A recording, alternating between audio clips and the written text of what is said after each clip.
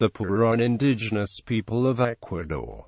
The traditional area includes much of the Chimborazo Province and parts of the Bolívar Province. History. In the early period they lived in a harsh land, but did manage to grow crops, raise guinea pigs, and be part of Inca trade. In the 16th century their population may have been as high as 155,000, but the population dwindled due to disease. In the 18th century the Puruhá language had disappeared, with the people switching to Quechua languages. Interestingly, this switch solidified itself well after the end of Inca Empire rule, as the local Catholic Church preferred Quechua. This caused some decline in any distinctiveness they had from Quechua peoples. But stated like the Quechua, the Puruhá after the 18th century still expressed dissatisfaction with the rulers from time to time. In 1871, Chimborazo Province saw a rebellion of indigenous people that included many Puruhá and was led by Fernando d'Aquilema, over taxation and labor drafts.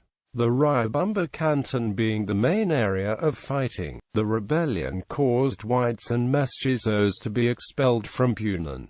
Despite initial successes, though it ultimately failed, many of the Puruhá received amnesty from Gabriel Garcia Moreno government, but a few leaders, including d'Aquilema, were executed. The effects of the rebellion might have also been limited, but it gained legendary status in the province's history. Religion. The traditional religion included Jambirian gods linked to mountains. The gods were given offerings involving tobacco and rum, as in other Andean traditional religions in general. On converting to Catholicism, many of them transferred some of these ideas onto the new faith, while also sometimes mourning that the whites now had more power. In the 1960s, evangelicalism began increasing amongst the people and, in many Puruhá areas, became dominant. This is seen, at least in part, as being caused by the teetotalism of the missionaries.